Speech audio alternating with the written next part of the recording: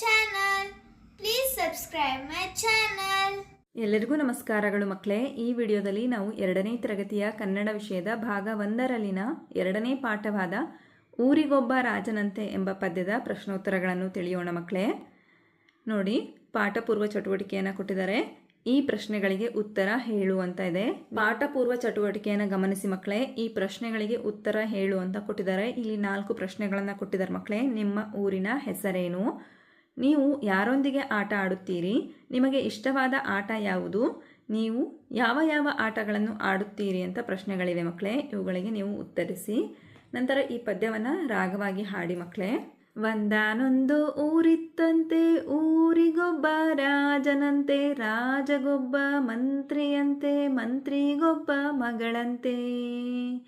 ಒಂದಾನೊಂದು ಊರಿತ್ತಂತೆ, ಊರಿಗೊಬ್ಬ ರಾಜನಂತೆ, ರಾಜಗೊಬ್ಬ ಮಂತ್ರಿಯಂತೆ, ಮಂತ್ರಿಗೊಬ್ಬ ಮಗಳಂತೆ. ಮಗಳಿಗೊಂದು ಗೊಂಬೆಯಂತೆ, ಗೊಂಬೆಗೊಂದು ಅಂಗಿಯಂತೆ, ಅಂಗಿಗೊಂದು ಗುಂಡಿಯಂತೆ, ಗುಂಡಿ ಕಿತ್ತು ಹೋಯಿತಂತೆ. ಮಗಳಿಗೊಂದು ಗೊಂಬೆಯಂತೆ, ಗೊಂಬೆಗೊಂದು ಅಂಗಿಯಂತೆ, ಅಂಗಿಗೊಂದು ಗುಂಡಿಯಂತೆ, ಗುಂಡಿ ಕಿತ್ತು ಹೋಯಿತಂತೆ.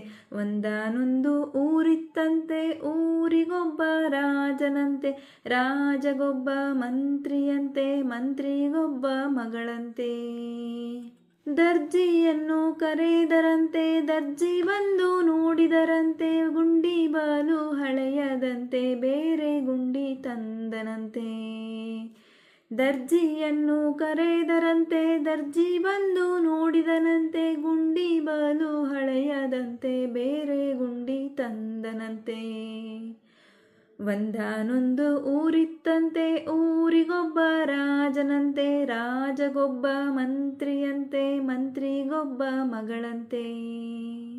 ಅಂಗಿಗಿಟ್ಟು ಹೊಲಿದನಂತೆ, ಅಂಗಿ ಸರಿಯಾಯಿತಂತೆ, ಮಂತ್ರಿ ಮಗಳ ಆಸೆಯಂತೆ, ಗೊಂಬೆಗಂಗಿ ಹಾಕಿದರಂತೆ.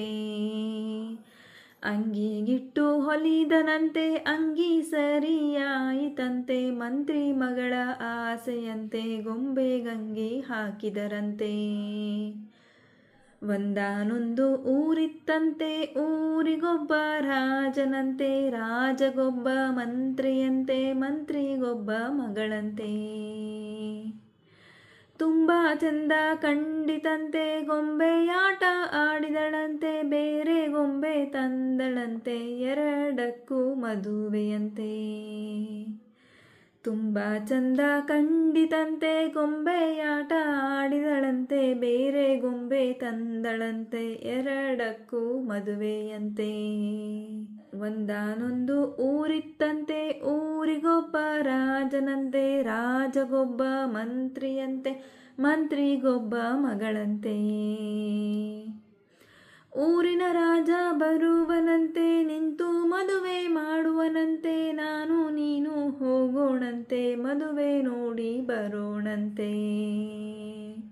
ಊರಿನ ರಾಜ ಬರುವನಂತೆ, ನಿಂತು ಮದುವೆ ಮಾಡುವನಂತೆ, ನಾನು ನೀನು ಹೋಗೋಣಂತೆ, ಮದುವೆ ನೋಡಿ ಬರೋಣಂತೆ.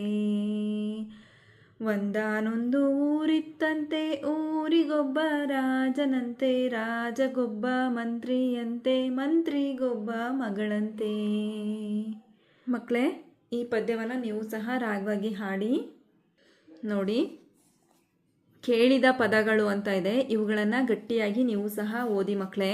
ಒಂದಾನೊಂದು ಊರು, ಒಬ್ಬ ರಾಜ, ಮಂತ್ರಿ, ಮಗಳು, ಗೊಂಬೆ, ಅಂಗಿ, ಗುಂಡಿ, ಕಿತ್ತು, ಹೋಗು, ದರ್ಜಿ, ಕರೆ, ನೋಡು, ಹಳೆಯದು, ತಂದೆ, ಹೊಲಿ, ಆಸೆ, ಹಾಕು, ತುಂಬ, ಚಂದ, ಆಟ, ಮದುವೆ, ನಿಲ್ಲು, ಹೋಗೋಣ.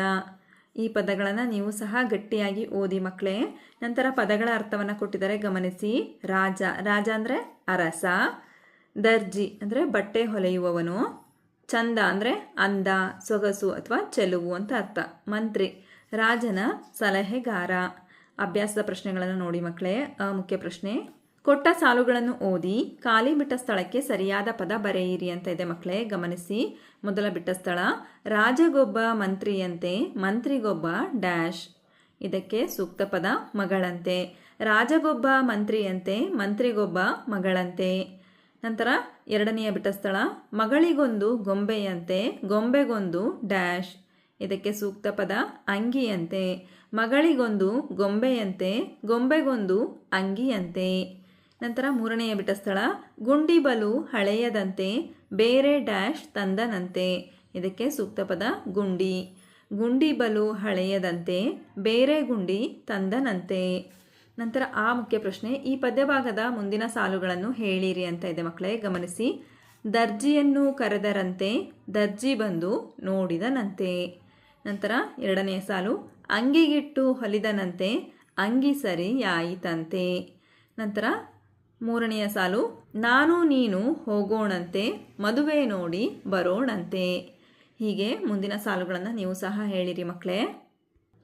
ನಂತರ ಈ ಮುಖ್ಯ ಪ್ರಶ್ನೆ, ಆ ಪಟ್ಟಿಯಲ್ಲಿನ ಪದಗಳಿಗೆ ಸರಿಯಾದ ಪದವನ್ನು ಆ ಪಟ್ಟಿಯಿಂದ ಆರಿಸಿ ಹೊಂದಿಸಿ ಬರೆ ಅಂತ ಇದೆ ಮಕ್ಕಳೇ. ಗಮನಿಸಿ. ಊರಿಗೊಬ್ಬ ರಾಜನಂತೆ, ಗುಂಡಿ ಬಲು ಹಳೆಯದಂತೆ, ಮಂತ್ರಿ ಮಗಳ ಆಸೆಯಂತೆ, ಊರಿನ ರಾಜ ಬರುವನಂತೆ. ಹೀಗೆ ಸರಿಯಾದ ಪದವನ್ನು ಇಲ್ಲಿ ಬಿಟ್ಟ ಸ್ಥಳದಲ್ಲಿ ಬರೆಯಿರಿ ಮಕ್ಕಳೇ. ನಂತರ ಚಟುವಟಿಕೆಯನ್ನು ಕೊಟ್ಟಿದ್ದಾರೆ. ಗಮನಿಸಿ ಮಕ್ಕಳೇ. ಈ ಅಕ್ಷರಗಳನ್ನು ಸರಿಯಾಗಿ ಉಚ್ಚರಿಸು ಅಂತ ಕೊಟ್ಟಿದ್ದಾರೆ ಮಕ್ಕಳೇ. ನೋಡಿ, ಗಮನಿಸಿ. ಈ ಅಕ್ಷರಗಳನ್ನು ಸರಿಯಾಗಿ ನೀವು ಸಹ ಉಚ್ಚರಿಸಿ ಮಕ್ಕಳೇ. ಆ, ಈ, ಎ, ಓ, ಔ, ಖ, ಘ, ಝ, ಛ, ಜ, ಫ, ಭ, ಲ, ಮ, ಳ, ಹ. ಹೀಗೆ ನೀವು ಸಹ ಈ ಅಕ್ಷರಗಳನ್ನು ಸರಿಯಾಗಿ ಉಚ್ಚರಿಸಿ ಮಕ್ಕಳೇ. ನಂತರ ಈ ಪದಗಳನ್ನು ಸರಿಯಾಗಿ ಉಚ್ಚರಿಸು ಅಂತ ಕೊಟ್ಟಿದ್ದಾರೆ. ಇಲ್ಲಿ ಪದಗಳನ್ನು ಕೊಟ್ಟಿದ್ದಾರೆ ಮಕ್ಕಳೇ. ಪದಗಳನ್ನು ಸರಿಯಾಗಿ ಉಚ್ಚರಿಸಬೇಕು ಮಕ್ಕಳೇ. ಫಲಕ, ಭರತ, ಖಗ, ತಂದಳಂತೆ, ಘಟನೆ, ಭಾಗ್ಯ, ಅಜ್ಜ, ಹಳೆಯದಂತೆ, ಭಕ್ತ, ಶಕ್ತಿ, ಮಂತ್ರಿ, ಗೊಂಬೆಯಂತೆ. ಹೀಗೆ ನೀವು ಸಹ ಈ ಪದಗಳನ್ನು ಸರಿಯಾಗಿ ಉಚ್ಚರಿಸಿ ಮಕ್ಕಳೇ. ಹಾಗಾದರೆ ಮಕ್ಕಳೇ, ಈ ಪಾಠದಲ್ಲಿ ಬಂದಿರತಕ್ಕಂತಹ ಎಲ್ಲ ಪ್ರಶ್ನೆಗಳಿಗೆ ನಿಮಗೆ ಉತ್ತರ ಲಭಿಸಿದೆ ಅಂತ ನಾನು ಭಾವಿಸ್ತಾ ಇದ್ದೀನಿ. ಧನ್ಯವಾದಗಳು. ನಮ್ಮ ವಿಡಿಯೋ ಇಷ್ಟವಾದಲ್ಲಿ ಪ್ಲೀಸ್ ಸಬ್ಸ್ಕ್ರೈಬ್ ಮಾಡಿ, ಲೈಕ್ ಮಾಡಿ, ಶೇರ್ ಮಾಡಿ, ಪ್ರೋತ್ಸಾಹಿಸಿ.